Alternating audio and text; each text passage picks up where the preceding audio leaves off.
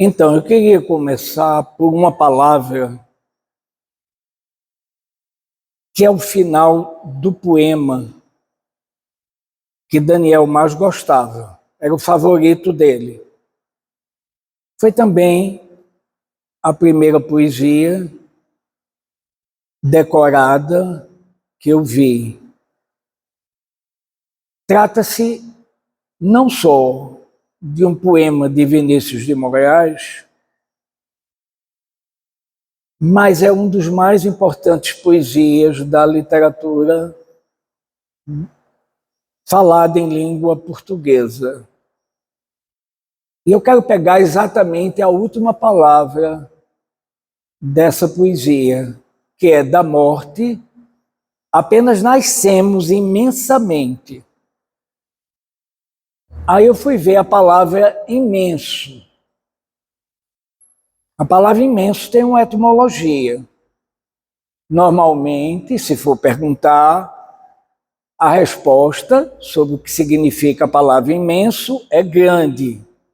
Quem escreveu grande errou. Poderia-se pensar que seria, então, muito grande. Quem escreveu muito grande para imenso errou. Então talvez é enorme. Bom, quem escreveu enorme errou também. A palavra imenso vem do prefixo in latino, não é o inglês. Vem do prefixo in latino, que é negação, e do verbo metire, que é medir, é o particípio passado do verbo medir. A palavra imenso é não medida, não é uma medida grande. A medida grande pode ser grande, maior, pequena. A palavra imenso vem do poder imenso de Deus, que é o único não medido de todos. Lugar bem apropriado, uma casa de Deus, um templo, para se falar na palavra imenso. A poesia que ele sempre gostou termina em imensamente. Por quê? Porque a vida inteira dele, eu quero recapitular alguns fatos aqui que poucos conhecem, tem uns que ninguém nem conhece. Eu quero recapitular para mostrar como a vida dele foi não medida. Não medida, porque o amor de Deus não pode ser medido, não é grande nem pequeno, é fora de medida. Imenso significa isso, significa o não medido. A vida dele foi também não medida. Então tem fundamentos para Daniel, que sempre se mostrou criativo. Lua e ascendente no signo de Aquário, é a criação, é o que devia ser e não o que está sendo, é o Criador. Eu vou pegar 7 pequenos fatos aqui para relembrar. Não tem 7, tem 77. Ele partiu com 77 anos. O primeiro deles foi no Colégio Nóbrega. Estamos em 1960, fazendo o primeiro ano ginasial, eu e ele, na mesma série. Tinha uma aula de português que pediram para fazer uma dissertação, o professor de português pediu para fazer uma dissertação de improviso. Ele fez uma dissertação sobre o entardecer no campo.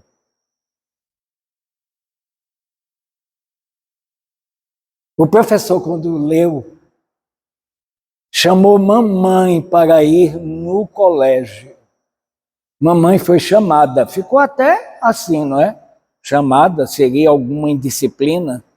E o professor disse a ela que ele precisava, porque ele tinha 11 anos de idade. Ia completar 12, eu tinha 10 e ia completar 11. Em 1960, ele completava 12, mas isso é no início do ano, ele não tinha 12 ainda não, ele tinha 11. E ele disse que tinha ali um talento que o colégio não esgotava. Isso é raríssimo, porque até hoje é a mesma história. Os talentos não são contemplados pelo ensino oficial. E que era preciso ela ter atenção. Não era professora. Então ela entendeu bem o recado. Esse é o primeiro fato, para ver como ele foi imenso nessa dissertação. Eu tenho um segundo que é um pouquinho melhor e mais interessante. Em 1960 começaram as televisões em Recife. Quem inaugurou primeiro foi a TV Rádio Clube, canal 6. Mas quem botou primeiro no ar foi o canal 2. Estamos em 1960. Em 1961, apareceu um programa no canal 6 chamado Brincando de Aprender. Era apresentado por Dulce Advíncula. E esse programa tinha um concurso. Olha onde vamos chegar. Esse programa tinha um concurso que era de desenho. Nessa altura ele tinha 12 anos de idade para fazer 13. Só tinham 2 canais, o único programa infantil era esse, mexeu com a cidade. Imediatamente resolveu, eu também fiz um desenho, não precisa dizer, o desenho de Daniel ganhou. Fomos lá para receber, TCC é quem levava. Fomos lá para receber. Mas não é essa a história é que depois tem um segundo concurso e um terceiro. Todos os concursos. Eu tocava piano, eu tocava melhor do que ele. Eu tocava piano, fazia algum desenho, também ganhei alguns prêmios, mas sempre ele ganhava. Daniel acabou, eu e Daniel acabamos, mas a verdade é que Daniel acabou com o programa. Sim, porque só ele era premiado. Era impossível. O último concurso era um pavão, era uma pequena obra de arte, todo feito em papel laminado. No tempo a gente dizia papel de chocolate. Todo em papel, saltava aos olhos. E a apresentadora, então, ainda não existia a palavra hors concours, deu uma bolsa para ele estudar na Escolinha de Arte do Recife. E o programa acabou. Ele tem isso no currículo. Ele acabou com um programa de televisão chamado Brincando de Aprender. Eu contribuí, mas quem acabou foi ele com a arte imensa dele. Esse desenho do pavão perdeu-se, não temos mais. Mas era realmente uma obra-prima. Muito bem. Isso prova como ele era ligado imensamente nas coisas que ele fazia. Depois, eu tenho um outro fato, é porque, por essa idade, os dois, talvez um pouco antes, começamos a estudar piano com Glícia, daqui de Casa Forte. Eu tocava melhor, mas quando existiam audições na casa de Glícia. Quando tinha as audições, quem desenhava os programas era Daniel, que também tocava, também aprendeu. Lilinha também aprendeu. Paula é do nosso tempo, também aprendia lá piano com Glícia. E o desenho dele chamava já a atenção. A essa altura a idade era 12, 13, 14 anos de idade. E o desenho dele começou. Depois ele vai para a escola de teatro do Recife, ele vai fazer, a escola de belas artes, ele vai fazer, ele deixa a escola oficial e começa a fazer isso. E finalmente o quarto dado que eu tenho aqui é o Laboratório de Sons Estranhos. É um grupo que fizemos, eu, Daniel Maia e Aristides Guimarães. Chamava Laboratório de Sons Estranhos, LSE. Fizemos um show chamado 2001, Tempo e o Som. A participação de Daniel era antológica, porque ele vinha, se sentava, cruzava as pernas e declamava Acre Lírico, de Caetano Veloso, cujo um dos refrões dizia: teu sorriso quieto no meu canto. Isso vai acontecer, isso vai se repetir na partida dele. Ele vai ficar com um sorriso quieto no canto dele. Tudo tem uma relação. Então, era essa a apresentação, foi o último evento que fizemos, fomos para o Rio de Janeiro. Nenhum queria voltar. Aristides voltou depois de algum tempo. Eu voltei logo porque encontrei a astrologia e precisava de estudar aqui, não podia estudar lá. Ele ficou no Rio e passou a trabalhar com o Zuzu Angel, que imediatamente, quando viu o traço dele, chamou para trabalhar com ela. Era imenso o talento dele no desenho, inigualável. Era não medido. Podemos dizer que a arte, em alguns momentos, ela é não medida. A arte é a ciência. A religião tem Deus, que é a não medida de todas as coisas. Não há medida. Não é? Então, tem tudo isso. O quinto que eu tenho que contar, aí é um episódio que eu acho que ninguém conhece. Conhece a situação. O quinto é que quando chega 1970, aí ele já tinha feito aniversário, porque eu me lembro bem, porque era a Copa do Mundo, julho de 1970, a primeira transmissão a cores da Copa do Mundo. Daniel adoeceu de hepatite. Ele nunca teve uma saúde muito boa. Ficamos, só tinha eu, ele, Aristides, né? Nós, irmão, ficamos aí como é, vai voltar, não vai voltar, se conseguiu um hospital longe, no Caju, um hospital para doenças infecciosas. Daniel ficou num salão com vários outros, se recuperando. Se conseguiu um médico para ele, Duzi Nakarate conseguiu um médico.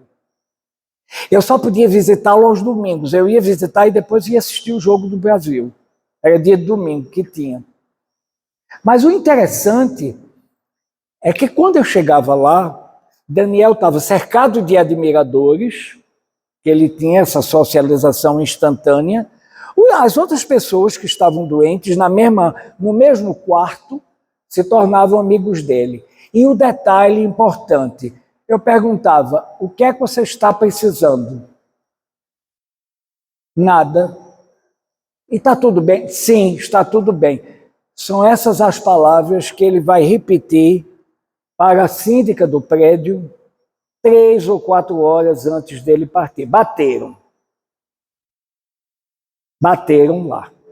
Porque ele já não estava andando, ele já não estava saindo tanto, e tinha levado uma queda antes, 2 dias antes.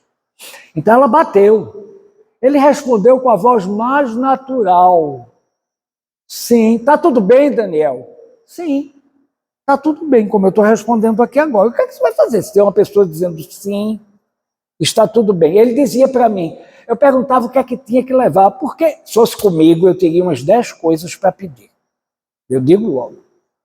São temperamentos muito diferentes. Então, uma bermuda para andar no sol.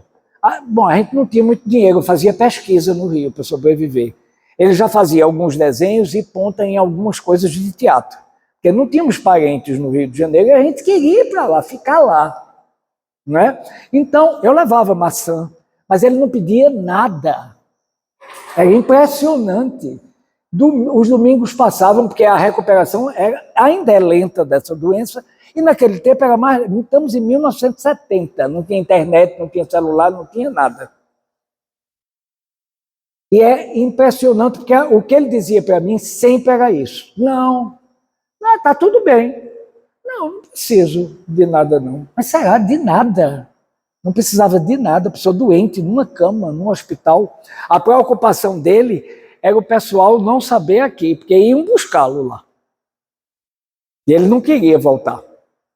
Tanto que quando mamãe conseguiu que uma professora do Silva Jardim, onde ela ensinava, fosse para lá, estava hospedado em Copacabana, foi 2 dias antes dele sair. Ele estava branco como esse papel. Aí maquiou-se, porque ninguém podia saber. Maquiou, e aí começou a conversar. Bom, eu e Daniel conversando, ninguém pega, né? São 2 geminianos, então ele conversou, ela voltou e disse para a mamãe, Lourdes, eu falei com... Mamãe só descansou depois desse depoimento dela. Disse, Lourdes, eu falei com ele, não foi por telefone, está ótimo. Então, será que foi uma encenação ou ele já vivia nessa não medida de todas as coisas com o talento que ele recebeu? É essa palavra que eu quero tecer exatamente a minha homenagem, entendeu? Esse sim, está tudo bem. Ainda quero apresentar que ele apresenta depois, mas no momento de ir para o Rio, porque isso não foi no Rio, antes um pouco de ir para o Rio, tem uma letra que ele entregou para Flaviola musicar. Nossa super cama flutuante. Eu ainda hei de pegar, porque eu não tenho. Flávio musicou essa música, Nossa super cama flutuante. Podemos dizer que Daniel partiu numa super cama flutuante. Ele estava absolutamente tranquilo, porque se ele respondeu antes, que tinha alguém que podia socorrê-lo, que estava tudo bem, com a voz normal, o que é que você vai fazer? Não tem-se mais o que fazer, a pessoa está bem, seria até uma invasão ela entrar, não é? Ela forçar, seria uma invasão. Então, essa super cama flutuante, que eu ainda vou resgatar, não consegui achar, mas eu vou achar. Era uma letra que ele fez para Flávio musicar, e Flávio fez a música, Nossa super cama flutuante. Finalmente, em 1900, aí depois ele mudou-se do Rio para São Paulo. Passou a ter uma fábrica têxtil. Depois ele fechou a fábrica, mas o traço dele era não medido, é imenso, não era grande, não era bonito, não era genial. O traço dele é imenso. A imensidão, que é uma luz que vem de cima, e que a gente é que acende a vela, nós é que acendemos ou não a vela dessa imensidão, ele acendeu e virou, foi uma lamparina. Essa é a verdade. O traço dele, ele desenhava para revistas, ele desenhava, e a relação dele com a moda e com o cinema era apenas extraordinária e ganhou o mercado da maior cidade do país, o maior centro de referência econômico, financeiro do país, que é São Paulo. Lá ele passou, porque ele mudou-se do Rio para São Paulo, e ele viveu em São Paulo pelo menos ele viveu 50, ele saiu de Recife com 22 anos de idade e partiu aos 77. Ele viveu 55 anos fora. Dos 55, ele viveu mais de 40 em São Paulo. Então, o mercado realmente conhecia, se você for para as redes sociais, você vai ver a quantidade de pessoas colocando. Eu fiz questão de colocar atrás do santinho um dos desenhos dele, para ver o traço, para todo mundo levar. E no livreto tem outro desenho dele, porque aqui é onde está a imensidão do que ele fez. A imensidão, a não medida do talento que todos nós recebemos, são os dons. Agora é preciso receber e acender a luz. É uma luz. Você tem que acender a vela e depois botar num candeeiro para iluminar quem? Os outros, não é você não. A arte sempre se dirige para os demais, para a comunidade, e se dirigiu. Em 1980, eu escrevi e dirigi uma peça de teatro infantil chamada O Extrato de Formosura. Daniel morava em São Paulo. Daniel desenhou os figurinos dos personagens, não é? Entre eles, dois estão aqui, a bruxa Serete e a menina que fazia Lilinha, e depois Tuareg, a ímpia Jezebel. E dois aqui. Flávio não está porque já partiu. Os desenhos, vários personagens, ele desenhou de Cupido até a discórdia, que aparecia numa determinada sequência. O traço era apenas extraordinário, o traço de Daniel. Mas ainda tem um detalhe, o guarda-roupa foi confeccionado e comprado por ele em São Paulo, porque aqui não teria os tecidos para poder fazer. Quando fomos apresentar nos teatros, nas escolas, que é isso depois do Santo, foi uma temporada de 3 meses no Santa Isabel. Quando fomos apresentar nas escolas, as professoras de arte, era o começo da arte e educação, anos 80, elas diziam: que guarda-roupa é esse? Porque essa roupa não vende aqui. Esse tecido não tem aqui. As pessoas de arte das escolas ficavam admiradas, porque ele cuidou não só do desenho, mas ele mandou tudo para cá. Foi confeccionado aqui, mas ele mandou com as indicações. Ele mandou com as indicações. A música foi feita por Flaviola, que estava no Rio de Janeiro, e orquestrada aqui por Tonico Aguiar. Eu acho que ele está aqui. Então, e executada também por Pedrinho Celso, era um dos que executou a música, que era uma música semiclássica que foi oferecida. O desenho de Daniel aparecia como imenso, como uma não medida dentro do que se convencionava chamar o guarda-roupa do Teatro Infantil de Recife. Destoava. Não era só bonito, não era só incrível, não era só extraordinário, era imenso. Ele acendeu a luz virou vela, e a vela alumiou com essa imensidão. Então, o desenho dele é um dom do traço. Ele recebeu a imensidão do dom que todos nós recebemos, que o dom é uma luz que se acende ou não. Todos recebem, todos temos dons, todos. Ele acendeu e virou candeeiro e iluminou muitos por muito tempo. A sequência que eu faço para a gente poder entender é: Deus é a imensidão, é a não medida de todas as coisas. Ele investe nas criaturas. As criaturas vestem as não medidas de Deus, que são os dons, através de graças. A gente veste essa medida, que se revestem em dons, e que a criatura vai iluminar com o seu talento, acionando ali o seu talento. É como se a criatura, no caso Daniel de Oliveira Maia, reinvestiu o que recebeu com o talento dele, imenso. Recebemos uma imensidão, o que é que fazemos com ela? Essa é uma boa reflexão. E mais ainda, e transveste em vida para quem precisa. Eu gostaria de passar, inclusive, um dever de casa, é inédito em discurso de missa de sétimo dia. Mas eu acho que precisa hoje, para além de todo o sentimento, é preciso que a gente sintonize com uma coisa importante que ele deixou, que foi essa imensidão. Essa não medida que ele deixou com a arte dele e que ele acendeu na vida dele, porque está provada na vida dele, que ele acendeu isso o tempo inteiro, em vários e vários momentos. Essa não medida que nós recebemos, nós temos acendido e temos temos nos revestido. Como é que a gente tem vestido esse dom? O dever de casa é hoje à noite. Antes de dormir, cada um vestir o seu dom da sua não medida, se revestir com ele e ver onde é que ele pode aumentar. Isso pode ser feito com ciência, com arte, com trabalho, por mais modesto que seja. Por mais, porque a vida não escolhe categorias.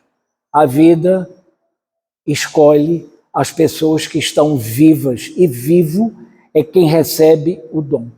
Eu quero concluir fazendo também uma homenagem a ele, que aprendeu piano e tocava piano e gostava de piano. Eu quero terminar declamando a poesia, o poema de Natal, porque não é apenas uma poesia, é uma oração. E termina sintomaticamente com a palavra que define, que eu não diria define, mas a palavra que é mais conectada com a vida dele, que é imensamente. Ele foi imensamente até na hora da partida. Ele disse que não precisava de nada. Ele falou. Ele foi imenso na hora da partida. Ele deve estar na imensidade. Imenso nessa hora é tudo que a gente vai querer para a gente. É tudo que a gente vai querer para quem a gente gosta. Ser imenso. A música que vai tocar de fundo foi composta há praticamente 300 anos. É a célebre área na quarta corda da suíte número 3 de Johann Sebastian Bach, em piano. Ela é tocada em harpa, em violino, é chamada área na quarta corda, porque no violino ela é tocada só numa corda. E o poema é o poema de Natal, que vai ajudar a nossa reflexão noturna hoje, porque eu acho que Daniel nos deixa um legado, e o legado não é só a arte dele, ele nos deixa também essa sequência, que pode gerar uma consequência na nossa vida, que é a gente pensar o que é que ainda não... Os dons que são não medidos, como é que eles estão sendo representados numa vida que é difícil para todos? A gente tá fazendo da imensidão uma imensidade? Essa é a reflexão. Poema de Natal, Vinícius de Moraes, no livro O Encontro do Cotidiano.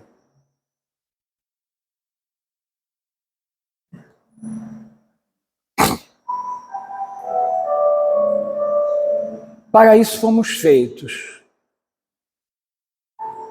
Para lembrar e ser lembrados. Para chorar e fazer chorar. Por isso temos braços longos para os adeuses, mãos para colher o que foi dado, dedos para cavar a terra.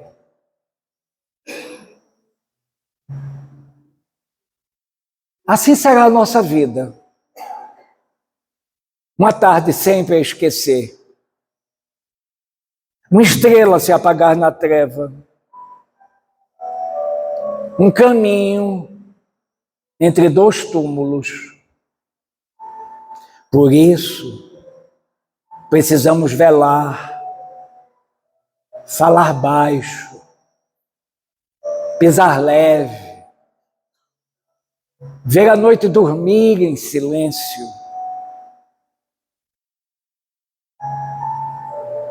Não há muito o que dizer. Uma canção sobre um berço, um verso, talvez, de amor. Uma prece por quem se vai. Mas que essa hora não esqueça, e por ela os nossos corações se deixem graves e simples.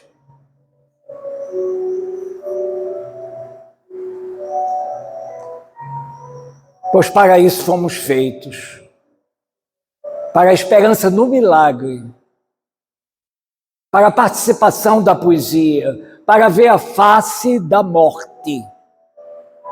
De repente, nunca mais esperaremos. Hoje, a noite é jovem. Da morte, apenas nascemos. Imensamente. Amém.